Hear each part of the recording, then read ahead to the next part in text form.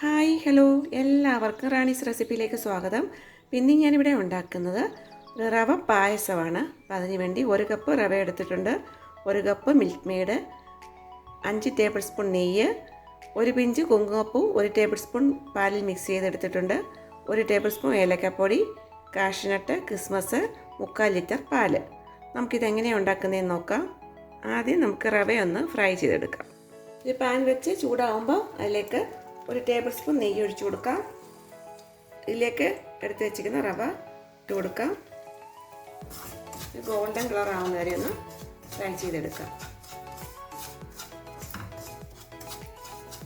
അപ്പോൾ റവ ഇപ്പോൾ ഗോൾഡൻ കളർ ആയിട്ടുണ്ട്. നമുക്ക് അതിലേക്ക് കുറച്ച് പാലൊഴിച്ച് മിക്സ് ചെയ്യാം. ലോ ഫ്ലെയിമിൽ വേണം ഈ പാലൊഴിച്ച് കൊടുക്കാൻ.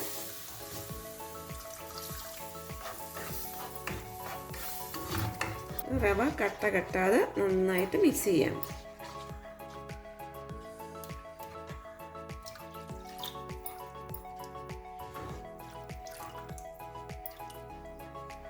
ഇതിലേക്ക് 1/4 കപ്പ് വെള്ളം കൂടി ചേർത്ത് കൊടുക്കണം. ഇനി നന്നായി തിളച്ച് കുറുകണം. നമുക്ക് അതിനായിട്ട് വെയിറ്റ് ചെയ്യാം. നല്ല തിളച്ച് കുറുകിയിട്ടുണ്ട്.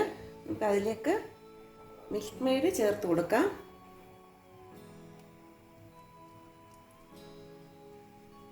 മിൽക്ക് മെയ്ഡിന് പകരം പഞ്ചസാര ആയാലും കുഴപ്പമില്ല.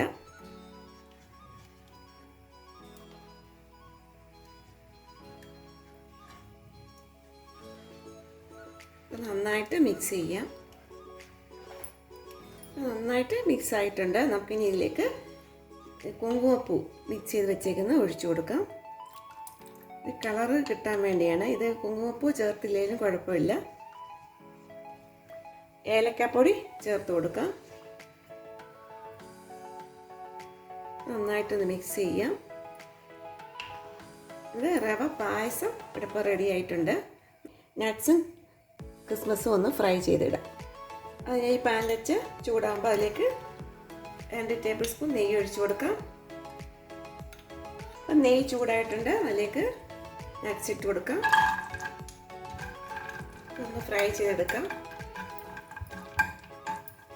നട്ട്സ് ഇപ്പം ഗോൾഡൻ കളർ ആയിട്ടുണ്ട്. അതിലേക്ക് നമുക്ക് കിസ്മസ് ഇട്ട് കൊടുക്കാം.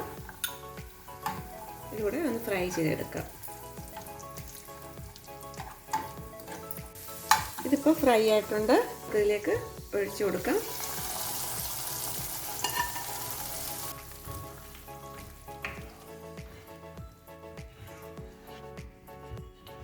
റവ പായസം ഇവിടെ റെഡി ആയിട്ടുണ്ട്.